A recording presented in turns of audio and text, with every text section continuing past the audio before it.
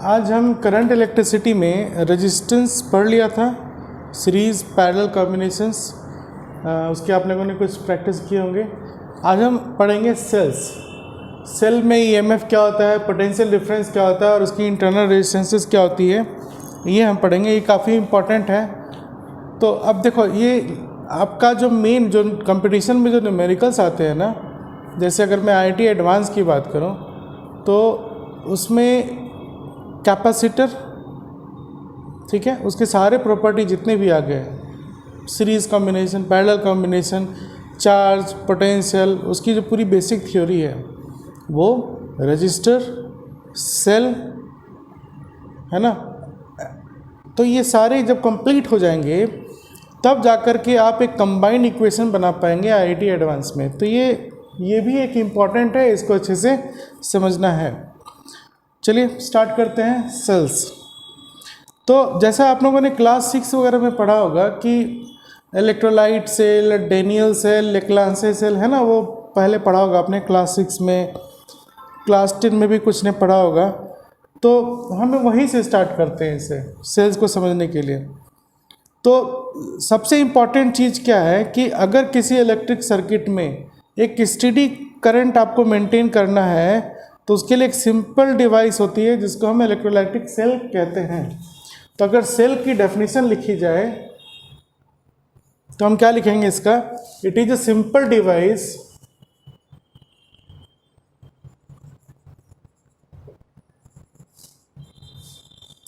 Simple device used to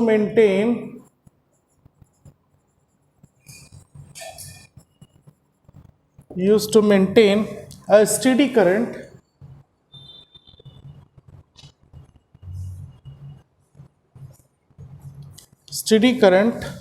in an electric circuit,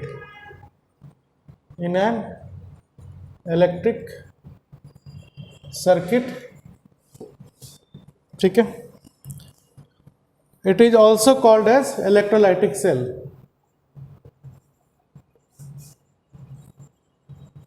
It is also called as electrolytic cell, ठीक है। ये इसकी basic definition हो गई।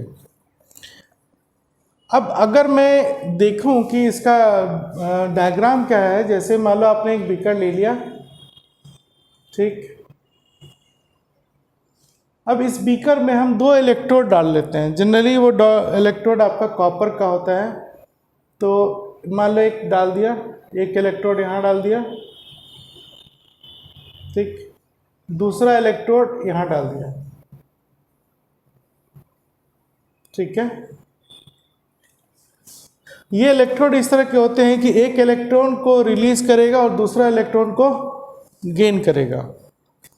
जैसे हमने इलेक्ट्रोड को डाल दिया तो अब क्या करो, इसमें एक इलेक्ट्रोलाइट फिल कर दो।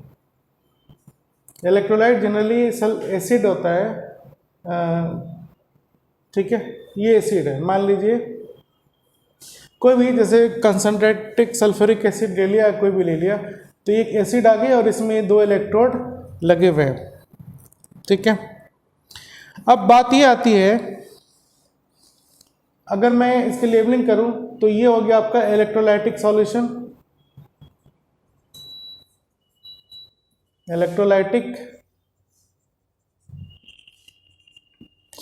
है, ठीक है। और इसमें 2 इलेक्ट्रोड आपने डाल दिया, एक पॉजिटिव इलेक्ट्रोड हो जाएगा और एक नेगेटिव इलेक्ट्रोड हो जाएगा। तो अगर मैं इसका नाम दे दूं कि ये पॉजिटिव इलेक्ट्रोड हो गया P और ये नेगेटिव इलेक्ट्रोड हो गया N, तो इसका काम क्या है? नेगेटिव इलेक्ट्रोड जो है इस पे ज़्यादा इलेक्ट्रॉन होंगे और पॉजिटिव इलेक्ट्रोड पे यहाँ से इलेक्ट्रॉन निकलेगा और N पे चला जाएगा, ठीक है। इलेक्ट्रॉन इधर से निकला और N पे डिपॉजिट होगा। आपने करंट इलेक्ट्रिसिटी में मैंने जब स्टार्टिंग बताया था उसमें आपने क्या सीखा था? जैसे ये रजिस्टर है और ये सेल आपने कनेक्ट किया, तो सेल में मैंने क्या बताया था कि इलेक्ट्रॉन किधर मूव करेगा? नेगेटिव टू पॉजिटिव, और करंट इसी के अमाउंट के बराबर पॉजिटिव टू नेगेटिव चलेगा, ठीक है। तो जनरली क्या होता है कि ये जो इलेक्ट्रोड है आपका, ये इलेक्ट्रोलाइट के साथ चार्जेस को एक्सचेंज करता है। ठीक है, तो अगर मैं इलेक्ट्रोड का फंक्शन लिखूं तो ये हो जाएगा आपका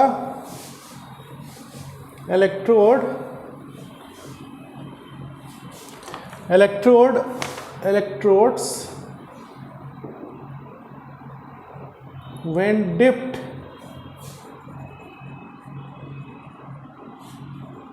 in an electrolytic solution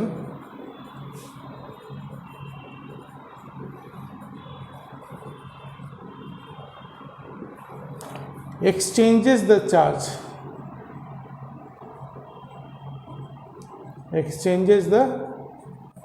charges। ठीक है, बात समझ में आया? और अब ये हमें देखना है, जैसे ये तो सेल हो गया, सेल की ये बेसिक फंडामेंटल कंपोनेंट्स हो गए कि इसमें 2 इलेक्ट्रोड होंगे और इलेक्ट्रोलाइटिक सॉल्यूशन होगा। ये सारा मिलकर के आपका एक इलेक्ट्रिक सर्किट बना सकता है।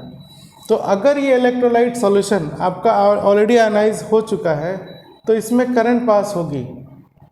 तो अब मान लीजिए अगर मैं देखूं कि जब ये दोनों इलेक्ट्रोड चार्जेस को एक्सचेंज करेंगे तो वो किस तरह एक्सचेंज करेंगे।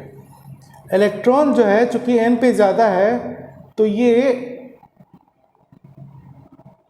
सॉल्यूशन में आया और सॉल्यूशन से फिर ये ले लेगा। ठीक है, इसका मतलब हो गया कि करंट जो है इलेक्ट्रोलाइट में वो निगेटिव से पॉजिटिव की तरफ चल रही है, यूं, है ना। तो हम ये लिख सकते हैं कि electron moves from an electrode to p electrode inside electrolytic solution। इतनी बात आपको समझ में आ रही है? ठीक है, अब अगर मैं यहाँ पे एक रजिस्टर कनेक्ट कर दूँ, एक ऐसा रेजिस्टेंस ले लिया जिसकी रेजिस्टेंस है R। ठीक है, तो अब इस रजिस्टर से करंट तभी पास होगा जब P की पोटेंशियल ज़्यादा होगी और N की पोटेंशियल कम होगी, मतलब यहाँ से यहाँ पोटेंशियल डिफरेंस होना चाहिए। तो अगर मैं मान लूँ थोड़ी देर कि P की पोटेंशियल है, P is at higher potential, और उसको मैं V पॉजिटिव से डिनोट कर सकता हूँ। ठीक है, तो मैंने लिखा V पॉजिटिव, है ना, मतलब this is electric potential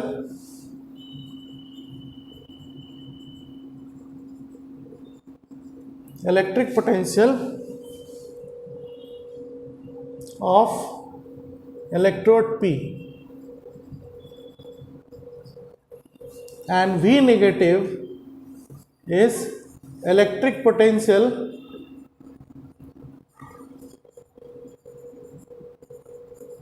of electrode N। ठीक है, अब देखिए इलेक्ट्रोड P आपका पॉजिटिव पोटेंशियल पे है, तो ये जो पोटेंशियल हम लिख रहे हैं V पॉजिटिव, एक्चुअली में ये पॉजिटिव वैल्यू देगा।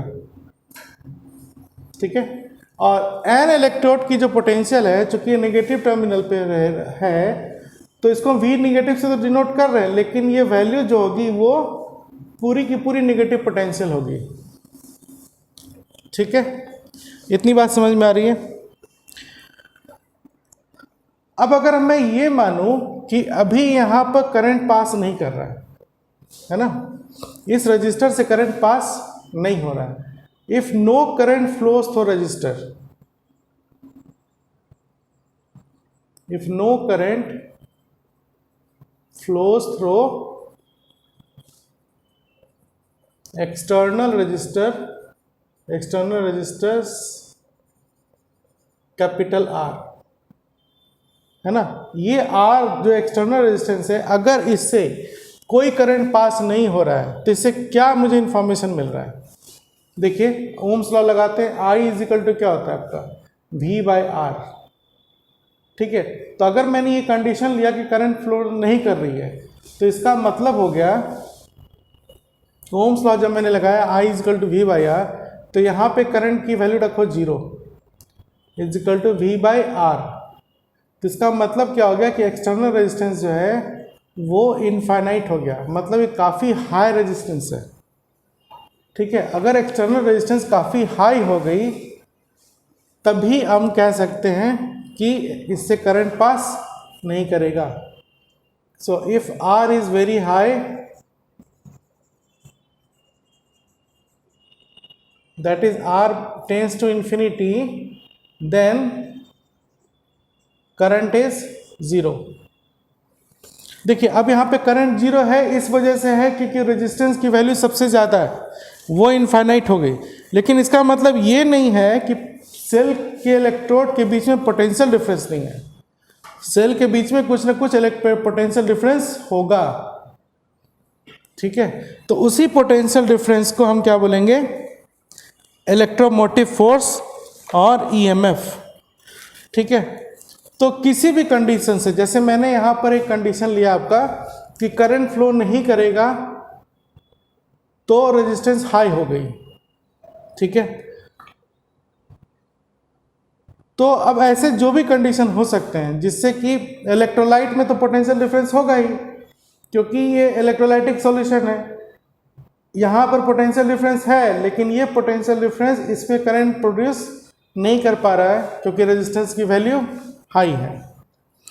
तो एक जनरल कंसेप्ट ये बनता है कि ऐसे कंडीशन जहाँ पर किसी सेल से रजिस्टर पे करंट नहीं जा रही है, तो इसका मतलब है कि पोटेंशियल डिफरेंस एग्जिस्ट करती है, जैसे इस इलेक्ट्रोलाइटिक सेल में एग्जिस्ट कर रहा है। ठीक है, तो in this case potential difference, therefore अब हम क्या लिख सकते हैं, potential difference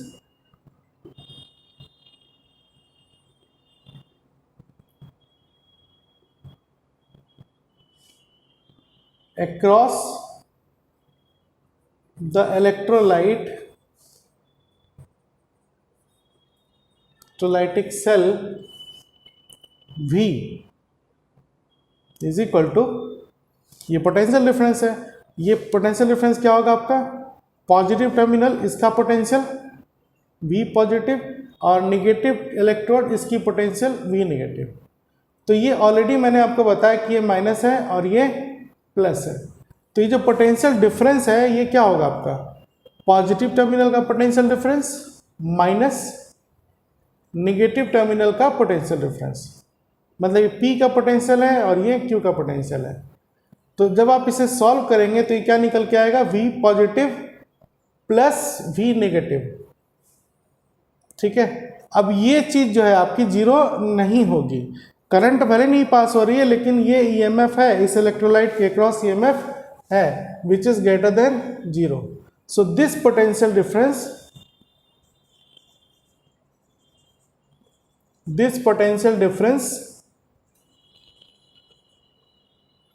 V is called as electromotive force, called as EMF, और इसको हम E से डिनोट करते हैं। तो कहने का मतलब हम ये कह सकते हैं कि इन ओपन सर्किट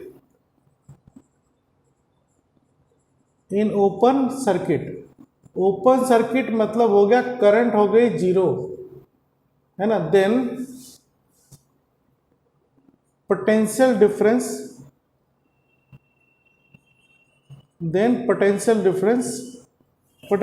को मैं यहाँ पे शॉर्ट में लिख रहा हूँ PD, then potential difference is EMF E, है ना, वेयर this EMF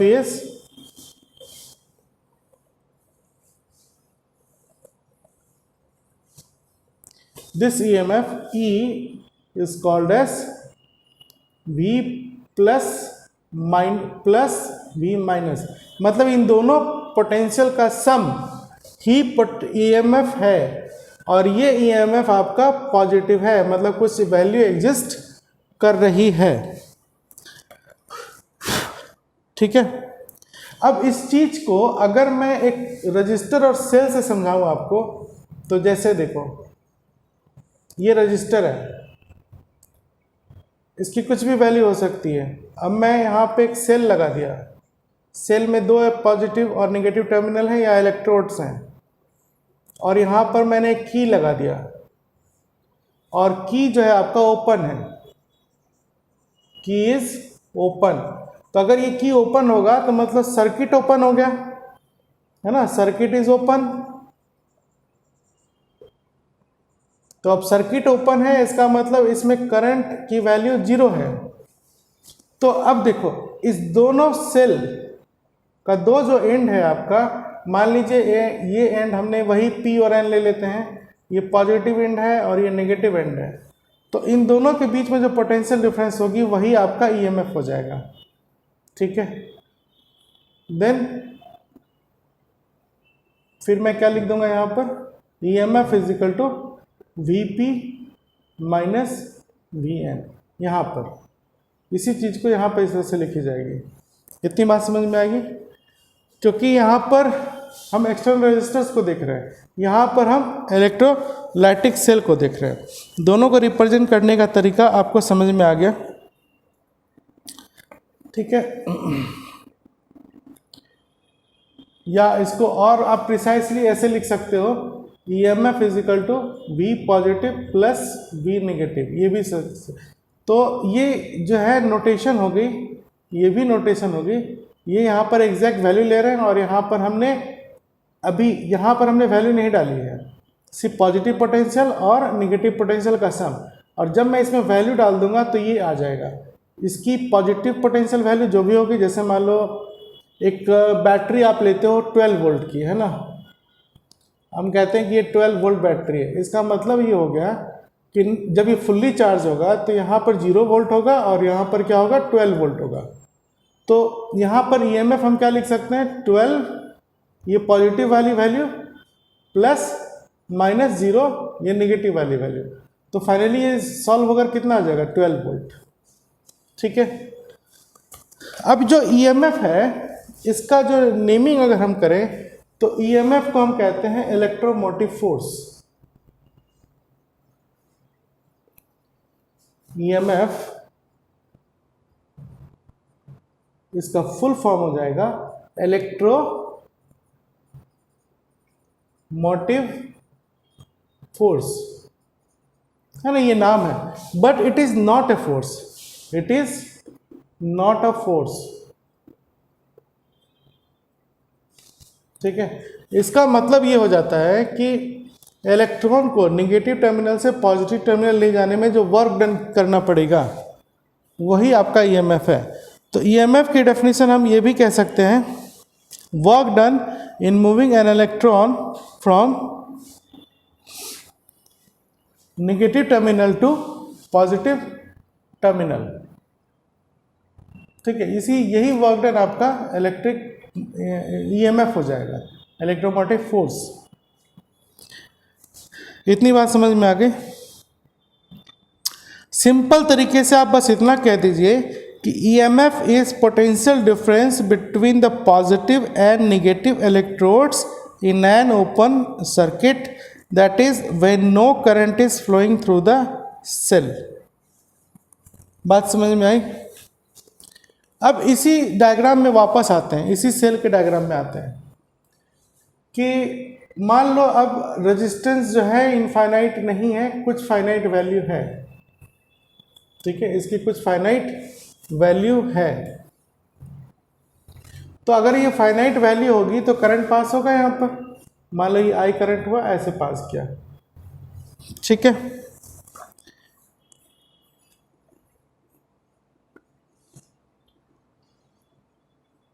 अगर अभी एक काम करते हैं, इसको मैं ओपन सर्किट में ही देखता हूँ, है ना, अभी मैं इसको क्लोज नहीं कर रहा, ओपन में ही देखता हूँ। इस तरह से ओपन सर्किट का एक और मैंने एग्जांपल ये बना दिया, एक और डायग्राम ये बना दिया। ये रेजिस्टेंस है, ये सेल है और ये ओपन सर्किट है, ये इसका इक्विवेलेंट डायग्राम है, ठीक। यहाँ भी करंट आपका 0 है। तो अब बात ये आती है कि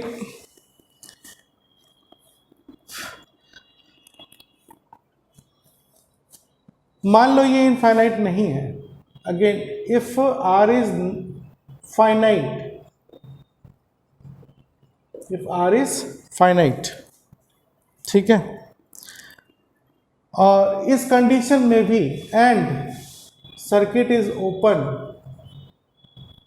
सर्किट इज ओपन, तो अब भी क्या हो रहा है आपका, चूंकि सर्किट ओपन है तो हम करंट क्या लिखेंगे, जीरो। तो ये करंट कहाँ पर जीरो है, across R, this current is zero across external resistance R, ठीक है। लेकिन अगर मैं यहाँ पर देखूँ तो ये करंट जो है ना, जो है आपका ऐसे जा रहा है, इस पॉइंट से ऐसे ऐसे ऐसे जा रहा है, ऐसे जा रहा है, ठीक है। ये करंट हो गई मान लीजिए आपकी आई।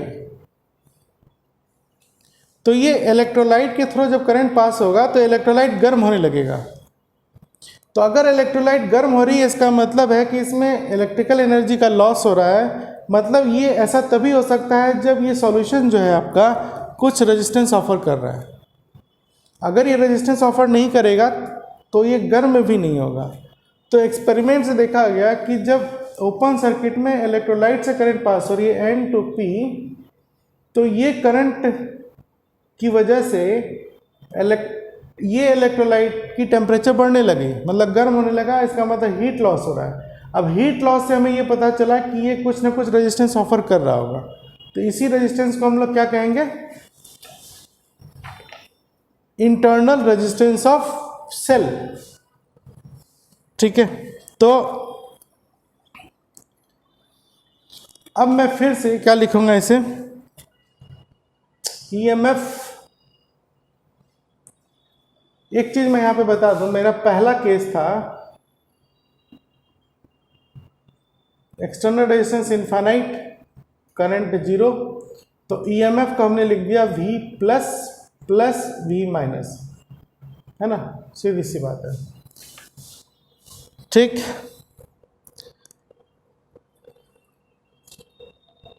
अब ये दूसरा केस जब हम लेके चल रहे हैं यहां पर ये, तो इसमें हम देख रहे हैं करंट मान लो पास हो रहा है और ये फाइनाइट है, यहाँ पे करंट नहीं है लेकिन इधर से करंट जा रही है, तो ये गर्म हो रहा है। तो इसमें इंटरनल रेजिस्टेंस आ रहा है, तो उसकी वैल्यू फिर हम क्या लिखेंगे, इन दैट केस फिर हमारा पोटेंशियल डिफरेंस क्या हो जाएगा, पोटेंशियल डिफरेंस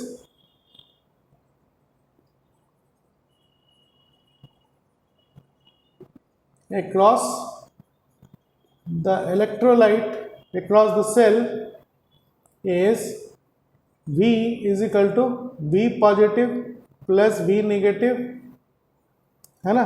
अब यहाँ जो लॉस हुआ आपका पोटेंशियल वो कितना हो जाएगा, करंट पास होने से आई आर, और ये वैल्यू माइनस हो जाएगी। So R is internal resistance of cell, internal resistance of cell, ठीक है। इतनी बात समझ में आई। और फाइनली आप इसको क्या लिख सकते हो फिर, V is equal to E M F minus I R.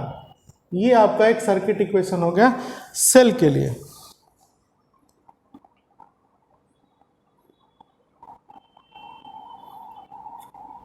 और ये जो करंट आपको दिख रहा है, ये करंट कहाँ पास हो रहा है, एंड से ए, और यहाँ पे अगर मान लो कोई मैं पॉइंट बना दूँ B और यहाँ पे पॉइंट बना दूँ A, तो this current is actually flowing from B to A, ठीक है।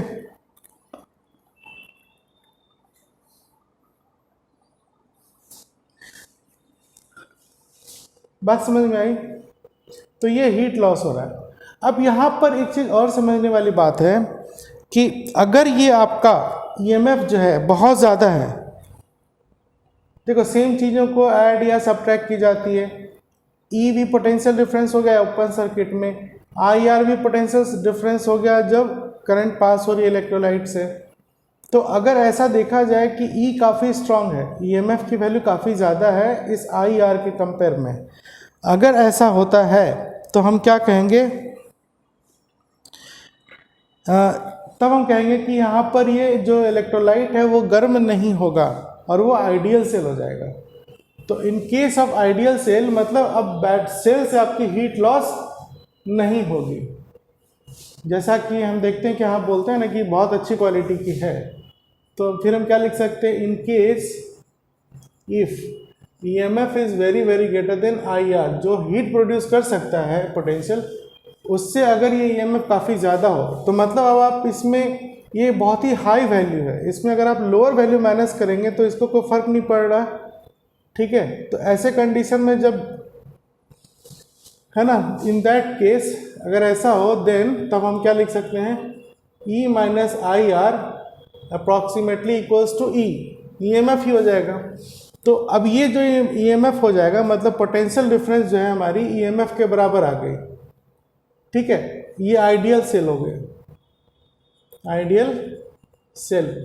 तो इसका मतलब ये हो गया, ऐसा तभी हो सकता है जब इस R जो है हमारा नेग्लेक्टेड है ना। तो this is possible when internal resistance is 0 or neglect, you can say it can be neglected, that is R either can be neglected or R tends to 0।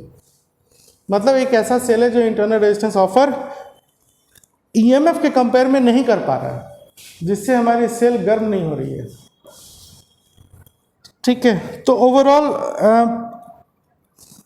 यही हमारी प्रैक्टिकल सिचुएशन भी होती है, जब हम लैब में एक्सपेरिमेंट करते हैं तो हम EMF हाई वैल्यू की लेते हैं, और जिससे क्या होता है कि हमारा इंटरनल रेजिस्टेंस जो है काफ़ी वीक पड़ जाता है और सेल हमारा हीटेड नहीं होता है, ठीक है। यही हम कॉमन इलेक्ट्रोलाइटिक सेल यूज़ करते हैं, ओके।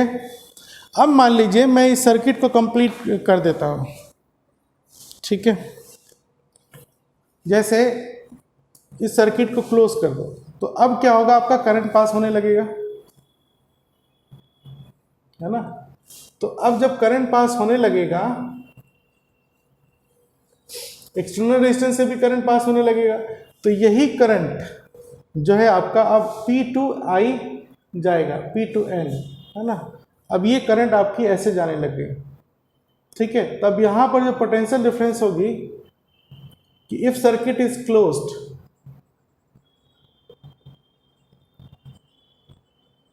देन पोटेंशियल डिफरेंस हमारा क्या हो जाएगा, IR। इन दोनों रजिस्टर के क्रॉस, मतलब अगर ये पॉइंट N है और ये पॉइंट P है, तो potential difference across PN is I into R, मतलब इसी को हम लोग V लिख सकते हैं, तो V is equal to IR। ये आपका ओम्स लॉ से आया, ठीक है।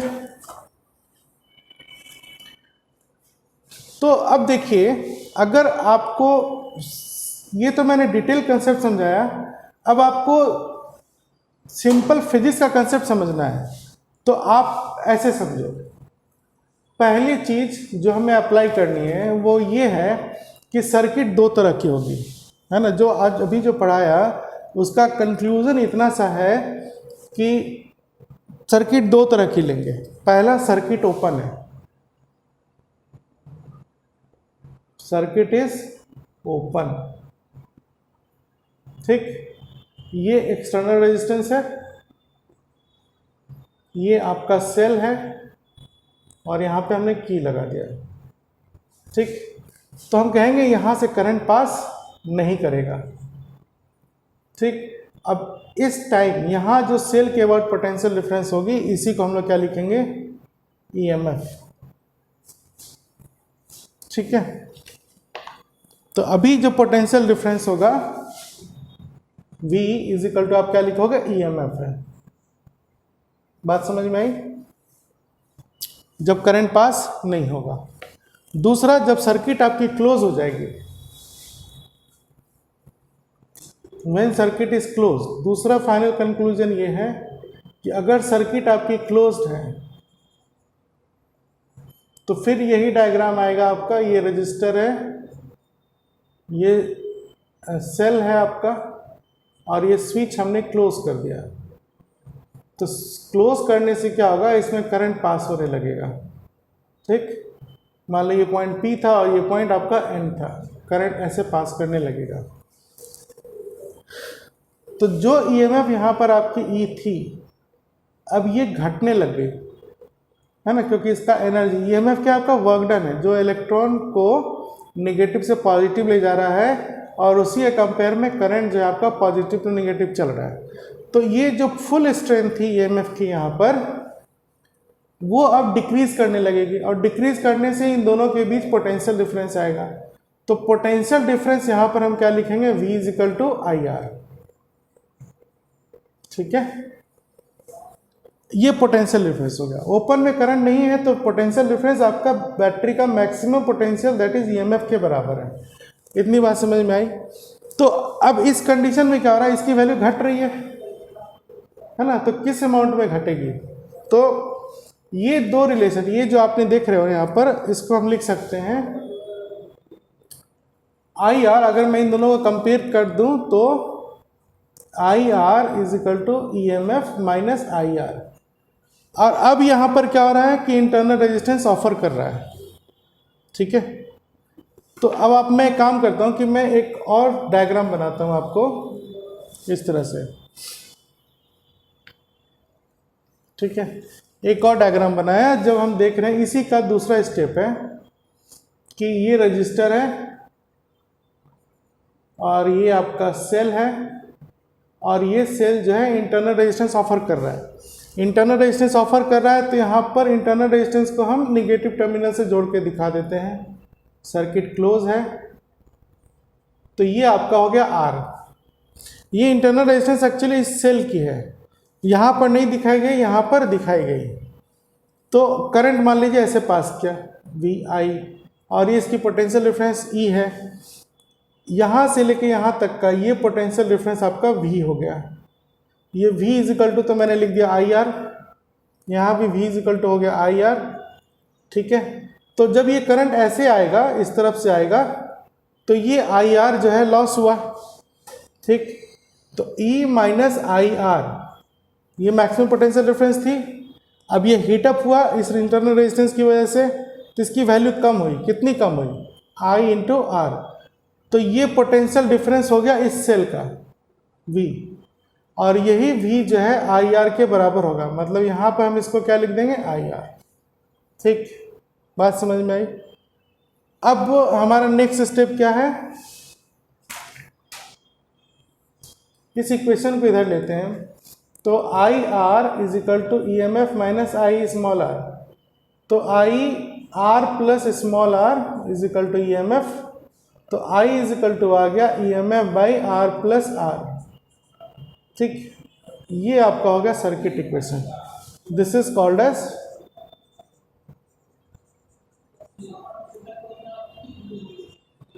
Circuit equation. तो एक्चुअली में देखो, तो सर्किट इक्वेशन इसको बहुत तरह से हम लिख सकते हैं, है ना। क्या क्या लिख सकते हैं यहाँ पर, जो मेन इक्वेशन आपका है वो ये है, V is equal to E M F. Open circuit, open मतलब करंट जीरो। फिर ये V इज इक्वल टू क्या हो जाएगा, E माइनस आई आर। ये क्या हो गया आपका क्लोज्ड। अब ये R क्या आ गया यहाँ पर आपका, इंटरनल रेजिस्टेंस ऑफ सेल। ये R क्या है, इंटरनल रेजिस्टेंस ऑफ सेल, है ना। यही मेन कॉन्सेप्ट है जो मैं अब समरी कर रहा हूं आपको। इंटरनल रेजिस्टेंस ऑफ सेल मतलब जिससे हमारा सेल गर्म हो जाएगा और एनर्जी की लॉस होगी। ये R की वैल्यू जितनी ज़्यादा होगी, एनर्जी का उतना ही लॉस होगा, इलेक्ट्रिकल एनर्जी का। अब इस V को आप लिख सकते हो कैपिटल IR। ये एक्सटर्नल रेजिस्टेंस का पोटेंशियल डिफरेंस हो गया, जैसे यहाँ पर बता रहा हूँ मैं, यहाँ से लेके यहाँ तक, है ना। ये तीन इक्वेशन है।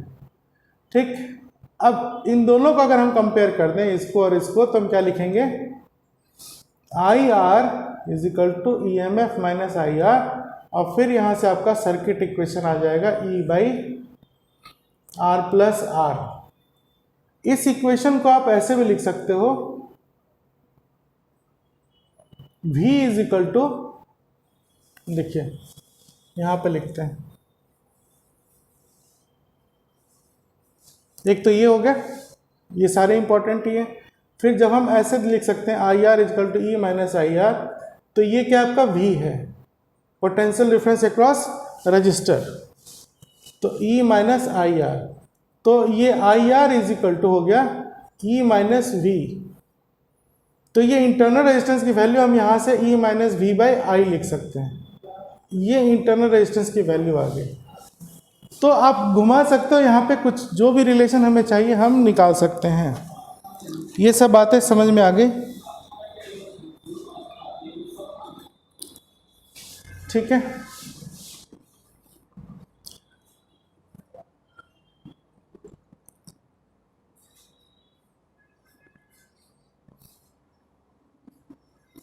अब बात यहाँ पर ही आती है कि मैक्सिमम एक सेल से हम मैक्सिमम कितना करंट ड्रॉ कर सकते हैं, ठीक है।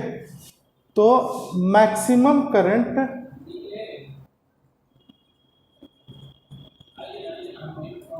Drawn from cell, from a cell, I maximum is equal to हो जाएगा E M F by R, internal resistance R, और ये तब होगा जब आपका एक्सटर्नल रेजिस्टेंस 0 होगा, है ना। तो एक सेल से आप maximum current E M F by internal resistance निकाल सकते हैं, ठीक है। ये निकाल सकते हैं आप, ये E maximum is equal to E M F by R, जब ये आर आपका इंटरनल रेजिस्टेंस है, ऐसा तब होगा जब एक्सटर्नल रेजिस्टेंस 0 होगा। तो उस केस में ही आप सेल से मैक्सिमम करंट ड्रॉ कर सकते हैं, ठीक है। तो सेल समझ में आ गया आपको।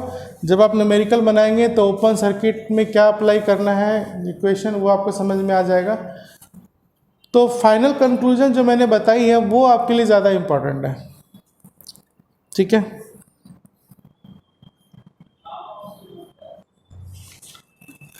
अब जैसे हमने रजिस्टर्स को कनेक्ट किया था सीरीज और पैरेलल में, उसी तरह से सेल्स को भी कनेक्ट करेंगे सीरीज एंड पैरेलल में, ठीक है। तो जैसे मान लो मैं 2 सेल लेता हूँ, मतलब हम पढ़ने जा रहे हैं cells in series.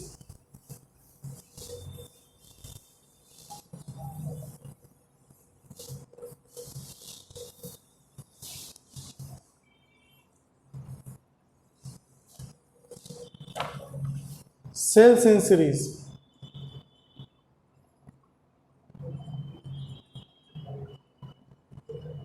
Resistor in series में क्या था आपका, अगर नेगेटिव प्लेट को एक रजिस्टर को दूसरे रजिस्टर से डायरेक्टली कनेक्ट कर दो तो वो सीरीज में आ जाते हैं। उसी तरह से जैसे मान लो मैंने एक सेल ले लिया, ठीक है, और ये पॉइंट ए है, यहाँ से एक सेल आ रहा है आपका ये, इसकी ईएमएफ हम मान लेते हैं E1 है और इसकी इंटरनल रेजिस्टेंस है R1, ठीक।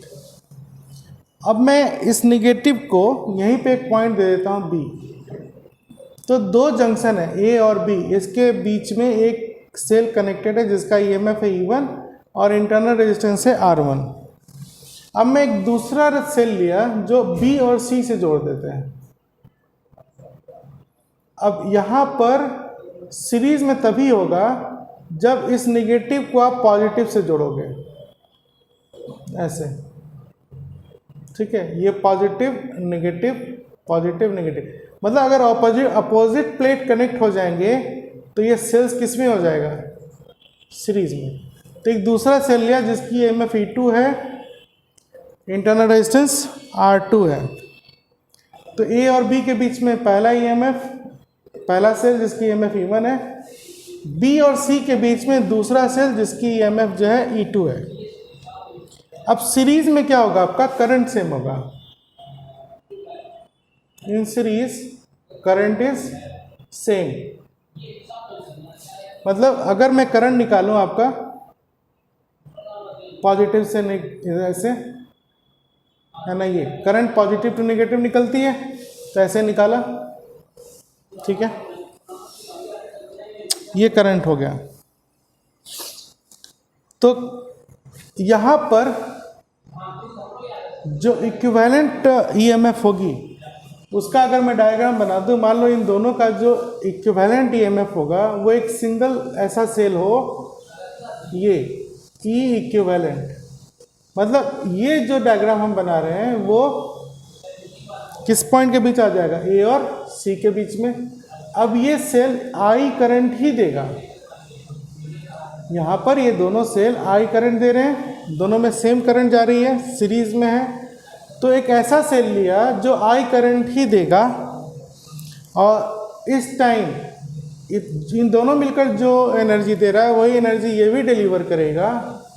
तो इस कंडीशन में इस इक्विवेलेंट सेल की ईएमएफ को हम ई इक्विवेलेंट लिखेंगे और इसका जो इंटरनल रेजिस्टेंस होगा उसको हम आर इक्विवेलेंट कहेंगे। मतलब ये दोनों सेल का ये एक अकेला इक्विवेलेंट ईएमएफ हो गया। ठीक है, अब वैल्यू क्या होगी आपकी, सीरीज में जो इक्विवेलेंट ईएमएफ होगा वो सीधा ऐड हो जाएगा। ठीक, तो हमारा जो मेन कंसेप्ट है कि equivalent EMF E1 plus E2 हो जाएगा, ये सीधा जुड़ जाएगा। ठीक है, और ये जो R इक्विवेलेंट है आपका इक्विवेलेंट इंटरनल रेजिस्टेंस, तो ये रेजिस्टेंस भी आपका सीरीज में है, ये भी आपका जुड़ जाएगा। क्योंकि सेल सीरीज में है तो इनके जो इंटरनल रेजिस्टेंस होंगे वो भी सीरीज में होंगे। तो ये हमारी वैल्यूज आ गई, equivalent EMF, sum of individual EMF. ठीक है,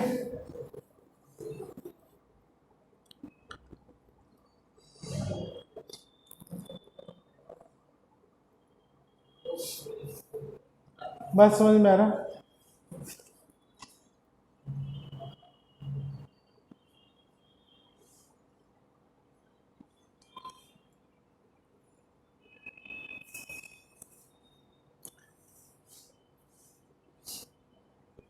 ठीक है, ये कंडीशन आ गई। तो इस तरह से हम इक्विवेलेंट ईएमएफ निकालेंगे और इक्विवेलेंट रेजिस्टेंस निकालेंगे। अब यहाँ पर एक चीज़ और है, प्रैक्टिकल इफेक्ट। पहले आप इसको समझिए, मिटा देता हूँ मैं थोड़ी देर में, नोट करें।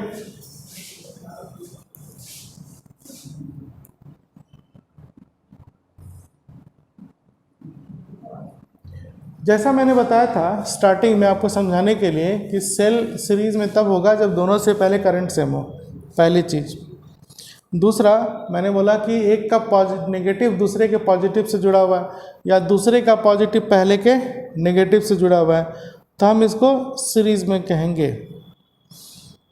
अब ये ज़रूरी नहीं होता कि आप अपोजिट प्लेट को कनेक्ट करेंगे तभी वो सीरीज में होगा। ठीक है, सीरीज के लिए जो सबसे इम्पॉर्टेंट पॉइंट ये होती है ना, जैसे देखो मैंने यहाँ पे इक्विवेलेंट बना दिया, तो मेन आपका जंक्शन क्या था, एक पॉइंट ए और एक पॉइंट सी। अब इसके बीच में जितने भी पॉइंट्स आ जाए, जितने भी सेल आ जाए, वो सीरीज में ही होगा। क्योंकि ये सब आपका, देखो मैं क्यों बोल रहा हूँ सीरीज में होगा, जो इक्विवेलेंट है वो ए और सी पर है। ठीक है, रुकिए मैं एक और डायग्राम बनाता हूँ तब आपको क्लैरिटी आएगी। मान लो फिर ये वही पॉइंट है ए, मेन जंक्शन। ठीक, ये पॉजिटिव नेगेटिव, ये पॉइंट आ गया बी, इसकी ईएमएफ है E1, इसकी ईएमएफ है R1। ठीक, और मैं यहाँ पे एक और सेल लिया, लेकिन अब इधर नेगेटिव रख दिया और इधर पॉजिटिव रख दिया, सी पॉइंट, इसकी ईएमएफ है E2 और इसकी ईएमएफ है इंटरनल रेजिस्टेंस है R2। ये भी सीरीज में है। अब देखो यहाँ निगेटिव निगेटिव कनेक्टेड है, तब भी मैं कह रहा हूँ सीरीज में है। यहाँ निगेटिव पॉजिटिव कनेक्टेड, तब भी सीरीज में है। वजह क्या है सीरीज में? क्योंकि हमारा मेन पॉइंट जो है टर्मिनल ए और सी है, और ये दोनों सेल, अगर आपको लगता है कि ये दोनों पैरेलल में होना चाहिए, तो पैरेलल में होने के लिए आप ये समझो कि E1 ए और सी पे आना चाहिए था, E2 भी ए और सी पे आना चाहिए था, जैसा रजिस्टर में करते थे। तो यहाँ पे कोई भी सेल इन दो मेन जंक्शन पर नहीं है, इंटरनली कनेक्टेड है। तो जब इंटरनली कनेक्टेड होगा ना, मेन जंक्शन पे नहीं आ रहा है, तो दोनों केसेस में, ठीक है, ये सीरीज ही कहलाएगा। समझ में आ गई बात। और डायग्राम इन दोनों का इक्विवेलेंट यही होगा, लेकिन अब ये वैल्यू अलग अलग हो जाएगी। वैल्यू क्या अलग हो जाएगी आपकी? जब आप अपोजिट प्लेट कनेक्ट करते हैं, है ना, बी मिडिल पॉइंट पे, तो ईएमएफ आपका ऐड अप हो जाता है। लेकिन जैसे ही आप सेम पोटेंशियल को कनेक्ट कर देंगे, निगेटिव निगेटिव हो या पॉजिटिव पॉजिटिव हो, तो उस कंडीशन में क्या होगा, यहाँ पर आपकी इक्विवेलेंट ईएमएफ जो हो जाएगी वो E1 माइनस E2 लेंगे। ठीक, ये भी सीरीज में ही है। अब चूंकि ईएमएफ आपका स्केलर वैल्यू है, तो हमेशा E1 जो होता है ना वो बड़ा होना चाहिए। मतलब जब आप न्यूमेरिकल बनाएंगे तो आप देखना कि जो हायर वैल्यू होगी उसमें लोअर वैल्यू को माइनस कर दो, इक्विवेलेंट ईएमएफ आ जाएगा। और इंटरनल रेजिस्टेंस यहाँ पर आपका सीधा एडअप ही होगा, वो चेंज नहीं होगा, वो यही रहेगा। समझ में आया? सीरीज में इक्विवेलेंट ईएमएफ आपको कैसे कैलकुलेट करना है। सेल जब सीरीज में होता है तो हम सीरीज कब बोलते हैं? ठीक है, मतलब सेल के लिए सीरीज वो हो जाएगा कि जब सारे सेल सिर्फ दो पॉइंट पे डायरेक्टली कनेक्टेड हों। तो यहाँ पे आप देखो, ऊपर जब मैंने जोड़ा, पहला केस था तो उसमें निगेटिव पॉजिटिव जुड़ा हुआ है, पहली चीज़। दूसरा, मेन जंक्शन हमारा ए और सी है, तो उस पर कोई भी सेल नहीं आ रहा, मतलब ये क्या हो गया, सीरीज में हो गया। तो चूंकि अपोजिट प्लेट कनेक्टेड है आपस में, इसलिए इक्विवेलेंट ईएमएफ हो गया E1 प्लस E2। ठीक है, दूसरा केस में मैंने क्या किया, फिर आपका मेन जंक्शन वही ए और पॉइंट सी है, लेकिन यहाँ पर लाइक प्लेट्स कनेक्टेड है, मतलब माइनस माइनस कनेक्टेड है। आप चाहो तो पॉजिटिव पॉजिटिव भी कनेक्ट कर सकते हो। तो इन सारे केसेस में ये फिर सीरीज ही हो जाएगा, क्योंकि कोई भी सेल मेन जंक्शन ए और सी पर नहीं आ रहा। ठीक है, समझ में आ गया सीरीज क्या होगा। तो जब अपोजिट प्लेट्स कनेक्टेड होंगे, माइनस और प्लस, तो इक्विवेलेंट ईएमएफ होगा आपका E1 प्लस E2। और जब सेम प्लेट्स कनेक्ट हो जाएं, चाहे माइनस माइनस हो या फिर प्लस प्लस हो, तब आपका इक्विवेलेंट ईएमएफ हो जाएगा E1 माइनस E2। लेकिन जब आप डिफरेंस करोगे ना, तो इस बात का ध्यान रखना कि जैसे मैं E1 माइनस E2 कर रहा हूँ, तो E1 की वैल्यू E2 से ज़्यादा होनी चाहिए। ठीक है,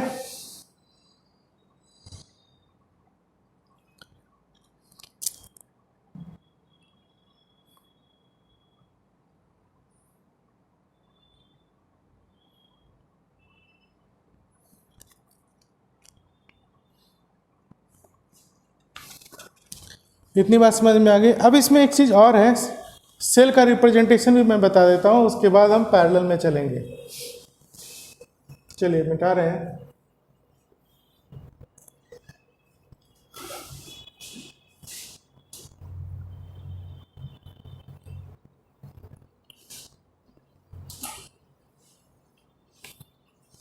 मान लो मैं एक सिंबल बता रहा हूँ, जैसे ये पॉइंट ए है, ये सेल आया, ये पॉजिटिव टर्मिनल है और ये नेगेटिव टर्मिनल है। ठीक, अब करंट अगर मैं ऐसे दिखा दूँ, ए से सी की तरफ आई करंट, मतलब ये पॉजिटिव से नेगेटिव प्लेट की तरफ क्रॉस करते हुए दिख रही है, इसका मतलब हो गया कि यहाँ पर जो सेल है वो चार्ज हो रहा है, सेल इज चार्जिंग। ठीक है, बात समझ में आई है ना। तो ये चार्ज तब होगा जब ए और सी का जो पोटेंशियल डिफरेंस होगा V अक्रॉस AC, इसको हमने V मान लिया, और ये V जो होगा फिर EMF प्लस IR होगा, है ना। मैथमेटिक्स से तभी सोचो, ज़्यादा होगा तभी तो इसको चार्ज करेगा। ठीक है, अब अगर मान लो फिर मैं दूसरा ले लूँ कि वही पॉइंट ए और सी है, ये सेल है, ठीक, पॉजिटिव और नेगेटिव। अब करंट हम ऐसे दिखा रहे हैं, है ना, पॉजिटिव से दूर जाता हुआ, नेगेटिव से पॉजिटिव की तरफ आता हुआ, मतलब ये क्या होगा आपका, सेल इज डिस्चार्जिंग।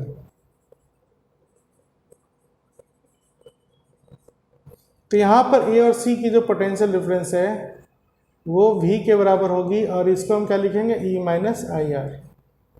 ई आपका EMF हो गया सेल का, और R इसकी इंटरनल रेजिस्टेंस हो गई। ठीक,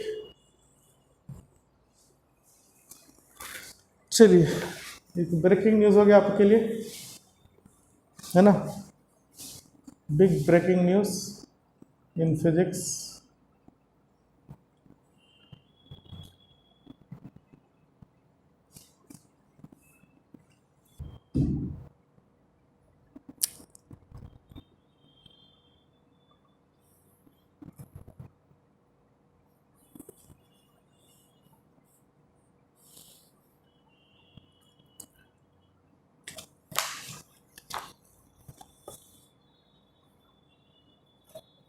चलिए अब हम पढ़ते हैं सेल्स इन पैरेलल।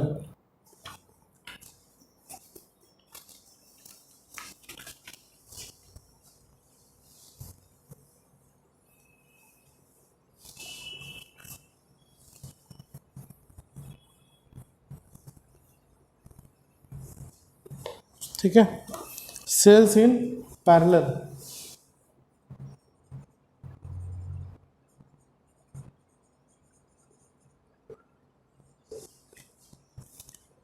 इसमें जैसे मान लो ये पहला सेल है आपका E1, इसकी इंटरनल रेजिस्टेंस हो गई R1, ये पॉजिटिव और नेगेटिव। दूसरा सेल है आपका फिर ये, इसकी EMF E2, internal resistance R2। ठीक, अब ये मेरा दो पॉइंट है मेन जंक्शन ए, और मान लो ये फिर वही सी, है ना। तो पैरेलल में होने के लिए कंडीशन है कि ये दोनों सेल, ये मेन दो जंक्शन पे डायरेक्ट कनेक्टेड होने चाहिए। मतलब इसका एक टर्मिनल यहाँ पॉजिटिव वाला, तो इसका भी पॉजिटिव यहाँ आ जाए, इसका निगेटिव यहाँ आ जाए, तो ये भी निगेटिव यहाँ चला जाए। तब क्या दिखा आपको, दोनों सेल डायरेक्टली ए और सी पे कनेक्ट हो गया। ठीक है, अब इससे करंट ऐसे पास करेगी, ये मान लो आपका I1 है, और इससे करंट ऐसे पास करेगी, है ना। सेल से करंट पास करने का मतलब हो गया सेल डिस्चार्ज हो रही है, तो ऐसे पॉजिटिव से बाहर जाता हुआ दिखाएंगे, है ना। ये ऐसे आएगा, और फिर यहाँ पर ये I1 जाता हुआ दिखेगा,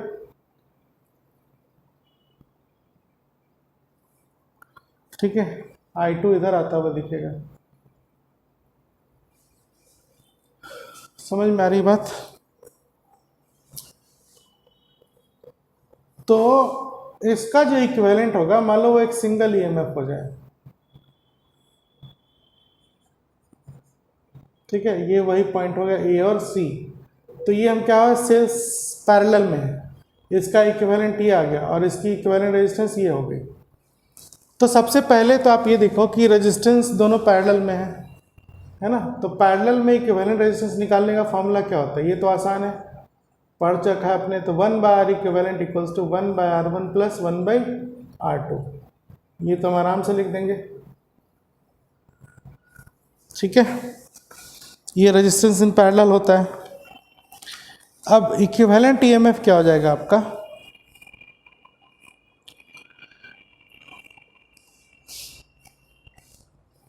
इक्विवेलेंट EMF जो हम निकालेंगे ये हो जाएगा, इन दोनों के प्रोडक्ट ले लो, E1 R1 plus E2 R2, ठीक, divide by R1 plus R2। इस फॉर्मूले से हम इक्विवेलेंट EMF निकाल लेंगे।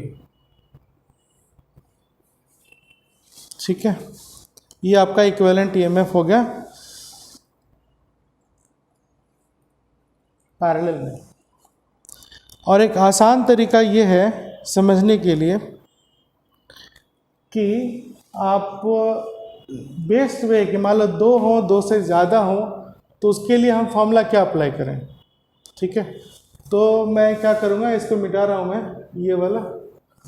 आप एक सीधा ऐसे अपनाइए, E equivalent is equal to E1/R1। देखो ये जो मैं फॉर्मूला लिख रहा हूँ ना, ये मैथमेटिक्स है।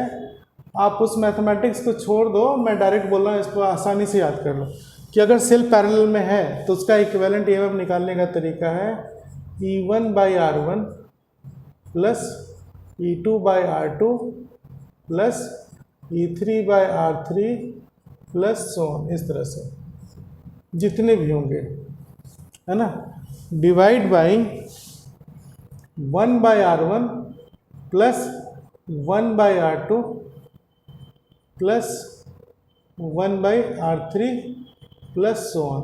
ये फॉर्मूला आप याद कर लें, तो इससे क्या होगा, आपका इक्विवेलेंट ईएमएफ आ जाएगा। देखिए ओम्स लॉ क्या कहता है, V is equal to I R. ठीक, इस V को थोड़ी देर के लिए E बना दो, तो E इज इक्वल टू क्या हो जाएगा, आई आर। ठीक है, तो इसको, इस E को मैं ऐसे भी लिख सकता हूँ, I/1/R। को फर्क पड़ेगा नहीं ना, तब आप ऐसे समझिए,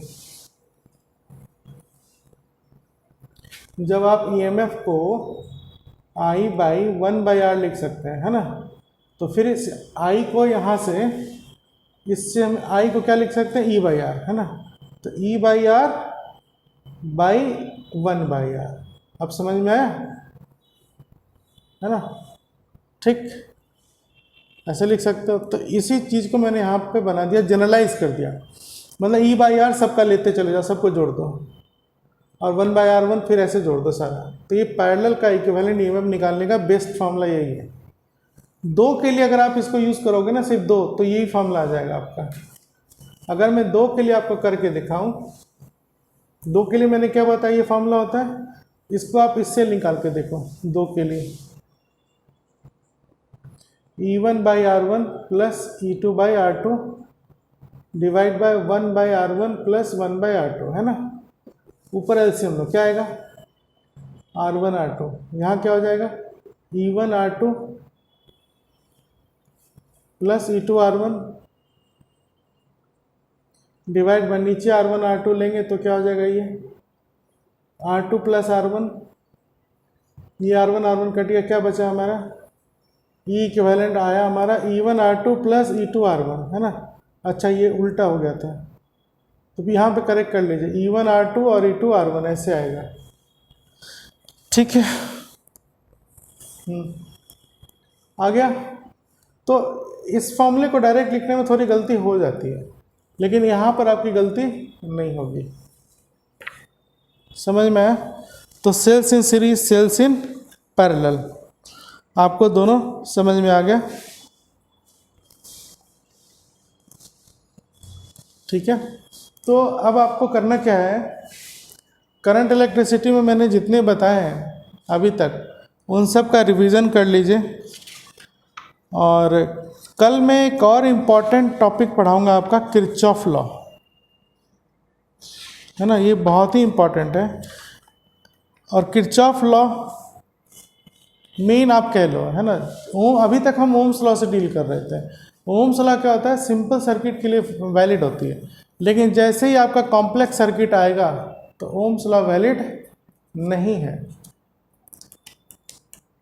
उसके लिए हमें किरचॉफ्स लॉ यूज़ करना होता है। ठीक है, तो हम इसे कल पढ़ेंगे और फिर न्यूमेरिकल स्टार्ट कर देंगे थर्सडे को।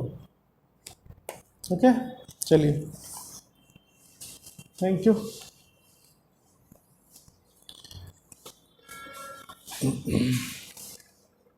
आप सेल रजिस्टर तो ज़रूर पढ़ लेना, अगर आप बहुत बिजी हैं, टाइम नहीं है, तो रजिस्टर और सेल ये तो पढ़ ही लेना, है ना।